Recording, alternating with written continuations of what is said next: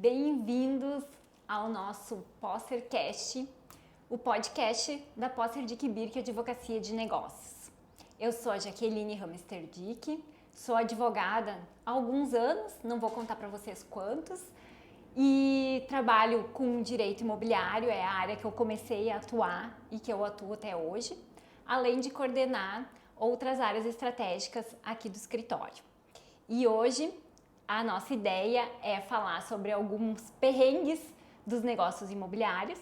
Então estamos aqui, eu e a Roberta Ertel, que é a nossa sócia da área de direito imobiliário.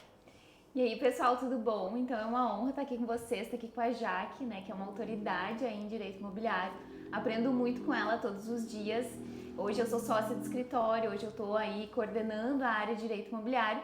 E a nossa ideia nesse nosso Possercast nesse terceiro episódio aí, trazer para vocês com um tom leve, né, Jaque, aquilo que a gente vivencia na nossa prática. Então é esse o nosso intuito, contar para vocês as nossas histórias do dia a dia e mostrar para vocês que a gente também aprende com aquilo que vai aparecendo e muitas vezes é bastante surpreendente, né, Jaque?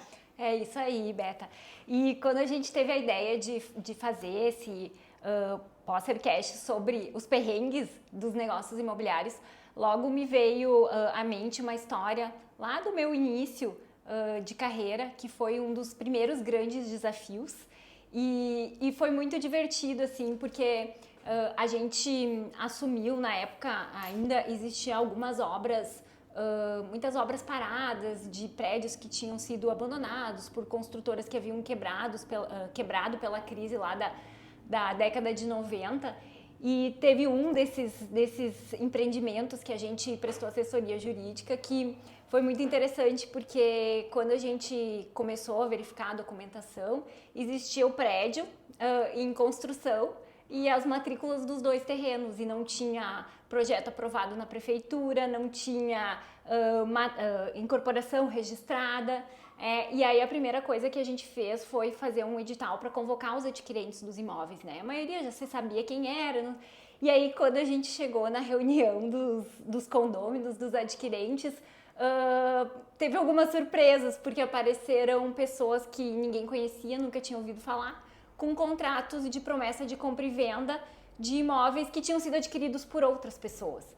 Então, ou seja, foi vendido para várias pessoas o mesmo lote, o mesmo imóvel, enfim. Foi vendido para várias pessoas o mesmo apartamento. Todo mundo ficou apavorado, ninguém sabia da existência daquelas pessoas.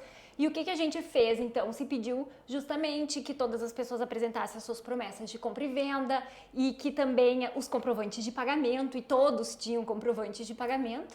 E, obviamente, que a questão foi parar na esfera judicial, né, para se verificar, então, quem seria o dono daquele apartamento, porque ninguém tinha promessa registrada, não tinha como registrar, porque não tinha nem incorporação na época.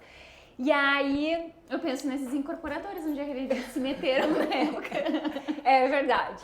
Mas, enfim, e aí até foi muito interessante, assim, todo mundo tinha comprovante de pagamento, todo mundo tinha promessa de compra e venda, e adivinha quem que ficou com o imóvel? Qual foi o critério que o judiciário usou nesse caso?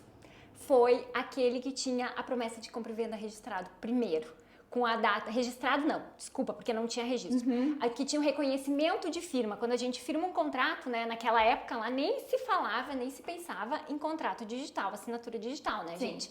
Então o que se fazia? Pegava o contrato e tu ia no cartório lá pro tabelião reconhecer a assinatura. Então aquele que tinha a data anterior do reconhecimento de firma, uma coisa tão simples que é um carimbo que custava na época R$2, R$3, né? Aquele que foi lá e que levou o cartório para reconhecer a assinatura, comprovando a data que teve a anterioridade, que adquiriu, prometeu adquirir primeiro aquele imóvel, é que acabou ficando com a titularidade do bem. Porque daí tem fé pública, né? E olha só, quem correu antes, quem correu na frente levou. Sabe que seria muito fácil de resolver essas situações quando a gente coloca assim, se é uma situação parecida que acontece, quando a gente joga no Google e quer saber a resposta, né, de quem vai levar esse imóvel, a gente só chega naquela resposta, que geralmente são as decisões envolvidas, com a resposta que diz, quem faz a escritura pública primeiro, quem leva primeiro que a escritura pública a registro.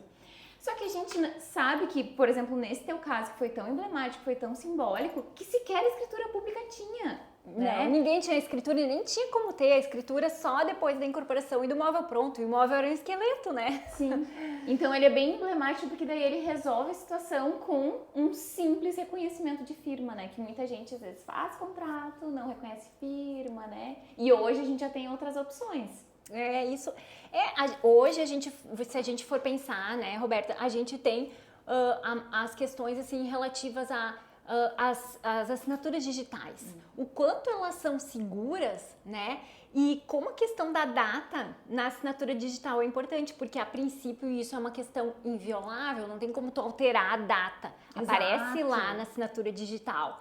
Então, eu fico imaginando se esse contrato tivesse sido por assinatura digital, será que o critério seria daquele que foi assinado antes, digitalmente? E será que seria um critério de quem deu início à primeira assinatura ou a última, né? Se as coisas foram um pouco concomitantes, qual seria o critério? Quando se terminou de coletar todas as assinaturas ou quando se teve a primeira? Pois é interessante, né? É interessante. E, Roberta, assim, eu acho que a gente falando de assinatura, né?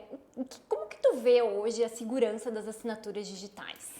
Pois então, hoje o que a gente vê na prática, aqui no escritório a gente também tem, muitas empresas também tem, muitas imobiliárias também tem, que é a assinatura aí que assinam plataformas que a gente pode coletar aí as assinaturas de forma eletrônica, né? E daí ali a gente vai ter algumas formas diferentes de coletar essas assinaturas, né? Seja uma assinatura simples, uma assinatura com certificado digital, né? Uma assinatura qualificada, enfim.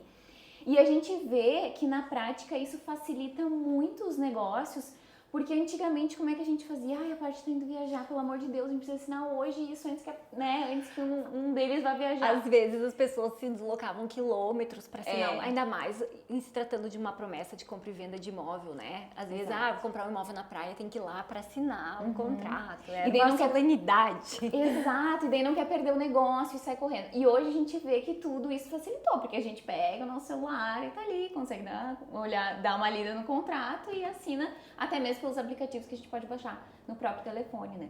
E hoje a gente tem algumas plataformas, algumas até a gente indica, né, para os nossos clientes, enfim, que elas facilitam muito essas formas de verificar a autenticidade, a veracidade dessas assinaturas.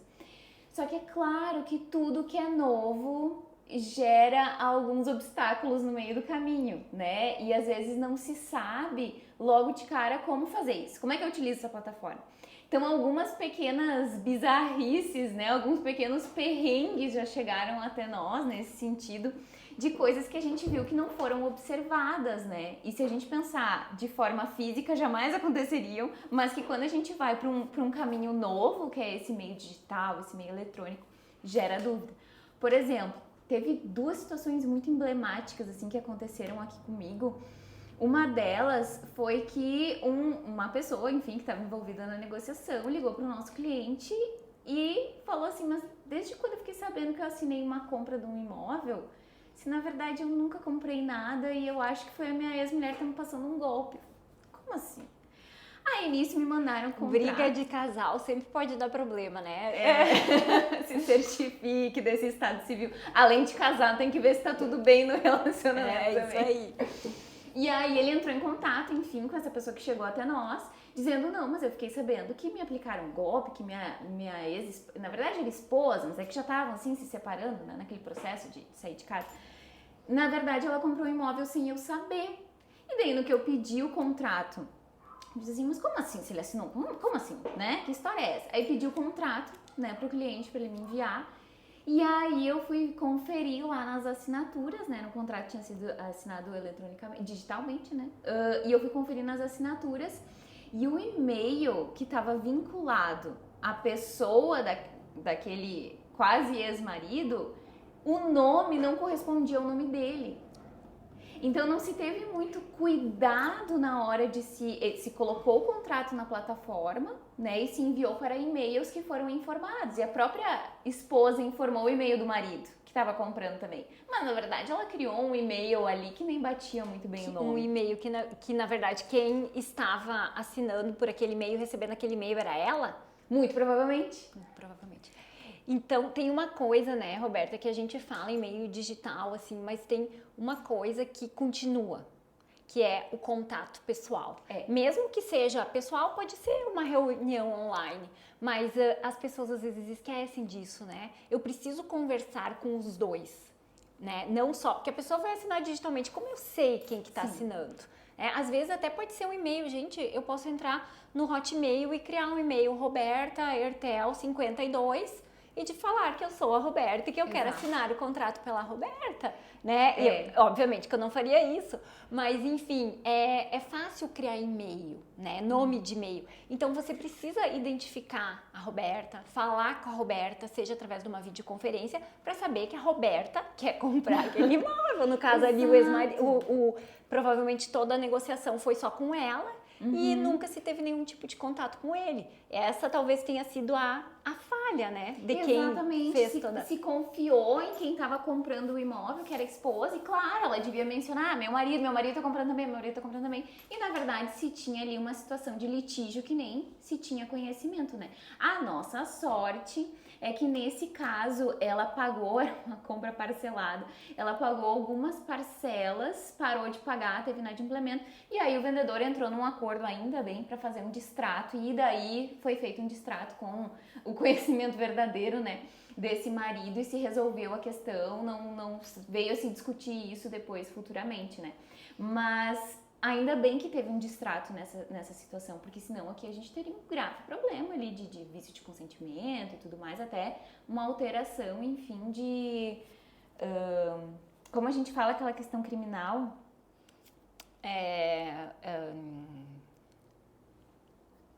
identidade, violação... falsidade ideológica. Até a gente nós duas somos ótimas em crime, né? Até uma questão de falsidade ideológica, exatamente. Enfim, todas as consequências que teria em relação a isso. E outra situação, inclusive, que a gente até acha assim, mas nunca vai acontecer. Mas às vezes as pessoas elas não têm tanta cautela quanto deveriam, que chegou até mim também, uma situação assim, só que daí era numa locação, né? Que também se chegou ao conhecimento do locador, né? Um vício aí de consentimento em relação àquela locação. E eu pedi para conferir o contrato, e quando eu fui conferir o contrato, era também um casal que tinha assinado na qualidade de locadores, e eu fui conferir o contrato, fui conferir as assinaturas e vi que os locadores assinaram pelo mesmo e-mail. Ou seja, né, de novo, a esposa assinou pelo marido. Só que aí cabia também, né, enfim, a imobiliária que estava intermediando fazer essa conferência desses e-mails, né, muito importante, porque quando tu vai assinar físico, tu não pede para outra pessoa assinar por ti, a não ser que ela tenha uma procuração pública e tudo mais, né. Mas agora isso no meio digital também tem que se ter um cuidado e em dobro, inclusive, né? E é importante a gente saber que a plataforma, ela não faz essa verificação, né? A plataforma, ela recebe o contrato lá com os e-mails que foram indicados pelas partes envolvidas na negociação. Então, a identificação, ela continua sendo igual ou até ela é necessário mais cautela do que quando se fazia assinatura de forma física, né? Porque a gente, quando tu vai assinar um contrato, tu chega, a pessoa te pede a tua identidade para te identificar, para te assinar aquele contrato. Então, da forma digital, continua sendo da mesma forma. Conversar com as pessoas. Na minha época, né, de antigamente, da assinatura física, a gente tinha muito aquilo. A pessoa vai vir assinar. Se ela vier assinar presencialmente, não precisa reconhecer firma. Por quê? Porque sentou na minha frente, eu vou identificar, saber que está assinando. Mas se não vier presencialmente, tem que levar o cartório. Quem não veio assinar o documento tem que reconhecer a assinatura em cartório, porque o cartório fazia a checagem da assinatura e dizia se era verdadeira. Hoje, então, eu preciso fazer o reconhecimento das pessoas. Elas vão assinar pela plataforma, mas eu preciso saber quem está assinando, né? Quem são as pessoas que estão vendendo, principalmente vendedores, né? Imagina tu burlar a assinatura de um dos vendedores. O negócio é nulo, porque tem um vício de consentimento. Quem vendeu, se o casal não assinou, ou foi um terceiro que assinou, tem um problema grave nessa situação. Então, exatamente. E a gente se utilizar dessas assinaturas eletrônicas como um facilitador, né? Mas não como uma forma para se ter menos cuidado. As etapas, elas não podem ser puladas, né? Perfeito, exatamente. São os desafios da tecnologia, né? São. Ô, Roberta, e tem um outro assunto, assim, que eu me lembro de várias situações, né, que a gente, às vezes, se depara com com desafios, né, de clientes ou de pessoas que às vezes se apaixonam por um determinado imóvel. Aquele é o sonho da vida delas. A gente já teve uma situação assim, a pessoa, não, mas eu quero comprar o imóvel, mas quando a gente ia buscar, existia penhora na matrícula do imóvel, tinha certidão positiva, além da penhora, que era uma penhora, nesse caso era um processo trabalhista, tinha certidão positiva de processos bancários, tinha dívida de IPTU, e a pessoa dizia assim, mas eu quero comprar esse imóvel, faz anos que eu procuro um imóvel, vai ser o imóvel dos meus sonhos.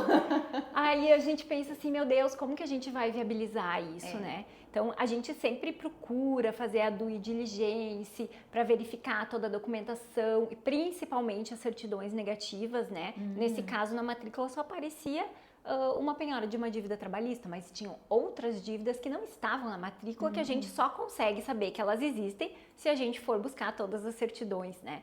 E aí, nesse caso, a gente acabou pedindo autorização no processo trabalhista que tinha penhora para venda, né? O valor do imóvel era maior do que o valor da dívida trabalhista, então lá foi autorizada a venda, se depositou no processo judicial a dívida, se depositou no processo judicial o valor trabalhista, né?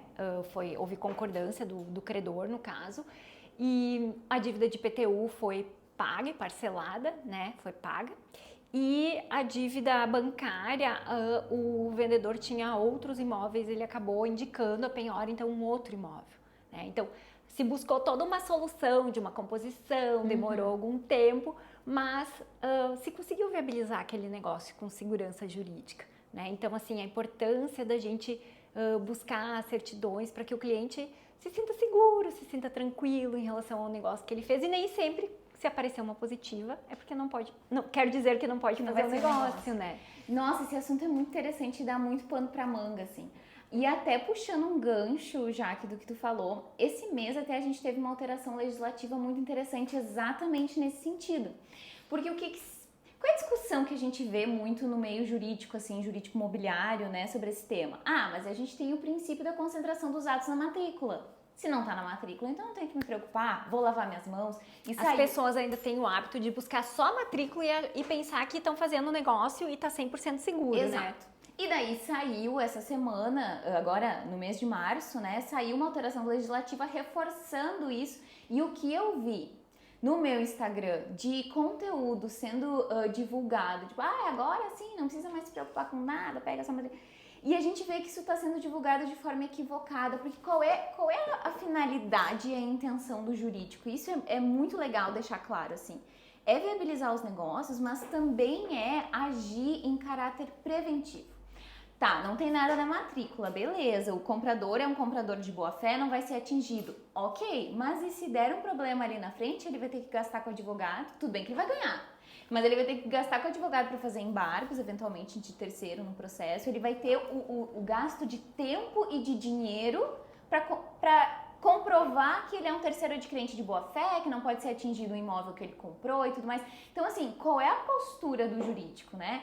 É antever essas situações com as retiradas das certidões envolvendo aquele imóvel, envolvendo os vendedores e tudo mais, para evitar uma dor de cabeça lá na frente, porque a gente já tem tantos desabores da vida moderna, né? Cá entre nós, que dá para evitar. E assim, né, Roberta, as pessoas às vezes questionam, mas por que às vezes, a gente já teve situações em que pessoas que adquiriram um imóvel vieram perder o imóvel por dívidas do vendedor, né? Então, assim, isso são coisas que acontecem todo dia. E não adianta pensar, fiz a escritura, tenho a escritura, agora nada mais vai acontecer.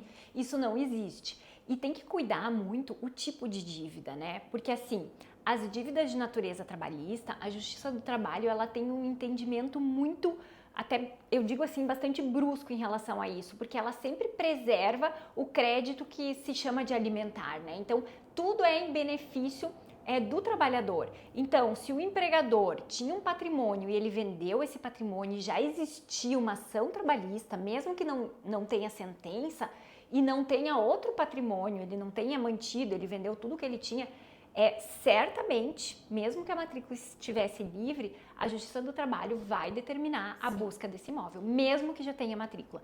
E isso são situações assim que a gente já vivenciou inúmeras vezes, porque a questão trabalhista, a Justiça do Trabalho tem esse entendimento.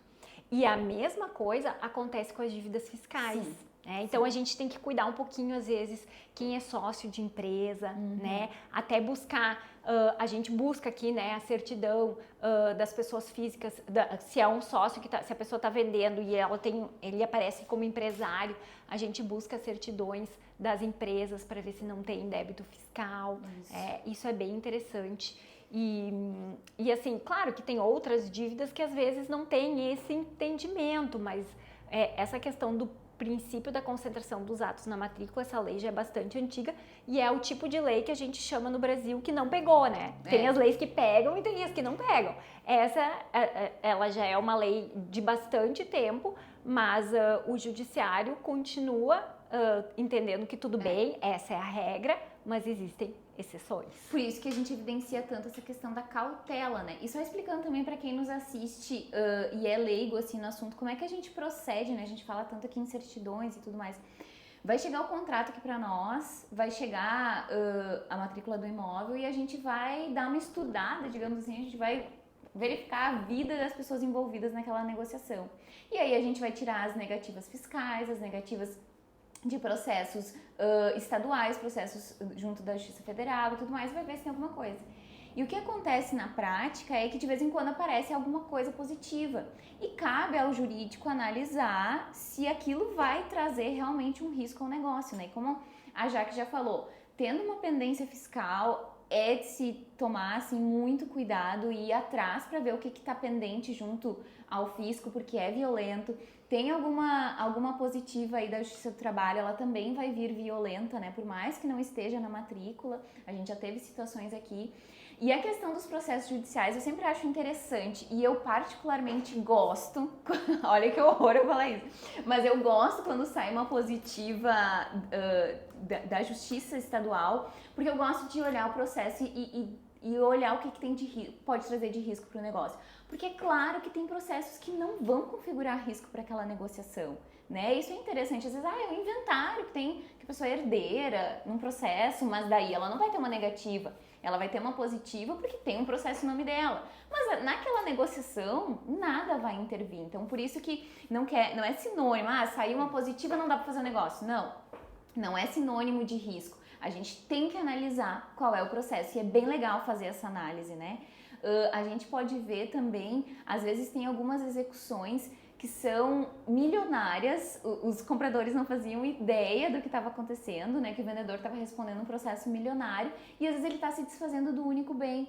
Ok, o processo não está na matrícula ainda, mas o risco ele é gigantesco para aquele negócio. Porque ele está se desfazendo dos bens que ele tem, ele está ficando aí, né, sem nenhum bem no nome dele, sabendo que existe uma execução contra ele e de um valor alto, né? Então a gente olha valores também que tem nos processos judiciais, a gente vê se já está em fase de cumprimento de sentença, de execução, ou se é um processo de conhecimento que ainda não tem sentença, se condenou, não condenou, né? E outra questão que também é bem interessante, claro, em relação às empresas, né? A gente também olha as negativas das empresas, porque às vezes muitas pessoas não sabem que quando existe um empresário individual, o patrimônio dele se confunde. Então, às vezes o vendedor diz, mas é contra a minha empresa. Ok, mas o patrimônio de vocês não tem distinção, né? Então, você está se desfazendo ali do teu patrimônio, pode configurar uma fraude contra credores, uma fraude contra execução, claro, se ela tiver averbada, enfim, na matrícula, mas uma fraude contra credores pode vir sim a existir, né? Com certeza. E agora, tô falando disso, eu me lembrei de uma situação de um cliente, alguns anos atrás, que nos procurou com um processo judicial de IPTU contra um imóvel que ele tinha, contra ele, né, de um imóvel que ele tinha adquirido. E o imóvel estava sendo penhorado. E aí ele trouxe a escritura e ele dizia assim, mas tá aqui, eu pedi a certidão negativa de IPTU. E aí, quando eu fui olhar a escritura, eu vi que lá estava escrito certidão positiva com efeito de negativa. O que é a certidão positiva com efeito de negativa de IPTU? Quer dizer que existe um débito, o vendedor tinha um débito de IPTU de muitos anos, era um débito bem alto, E como ele queria vender o imóvel e ele não queria quitar o IPTU, ele foi lá na prefeitura do município, parcelou o IPTU e aí tu pede a certidão, sai a positiva com efeito de negativa. Isso quer dizer o quê? Existe o débito, mas é como se está em dia, porque houve uma renegociação, né? E aí o IPTU, ele é um débito que é um débito do próprio imóvel. Então, essa certidão positiva com efeito de negativa, ela não traz segurança nenhuma para te fazer um negócio, porque existe o débito de IPTU. Quem compra um imóvel com débito de IPTU, compra o débito junto. Assim, a mesma coisa é o débito de condomínio, né? Então, são duas... Acompanho bem. São duas certidões muito interessantes. E no fim, essa pessoa que comprou esse imóvel acabou tendo que fazer um acordo, um novo parcelamento, pagar a dívida, porque realmente não tinha o que se discutir em relação a isso, né? Mas ela não tinha conhecimento. Ela não sabia o que significava a certidão positiva com efeito de negativa. Então, isso é muito importante, principalmente para quem é corretor de imóveis, passar esse esclarecimento para a pessoa que está adquirindo, né? E saber que não tem como vender imóvel com certidão positiva com efeito de negativa de IPTU. Exato! E aí vem justamente o que a gente comentou antes, assim, como tu resolve uma situação dessas? Primeiro, é importante essa due diligência imobiliária justamente para a parte saber onde está se metendo e saber onde está se metendo, saber como resolver. Porque uma coisa é tu comprar, não ter feito nada de diligência e aí se surpreender depois que tu tá com esse pepino na tua mão.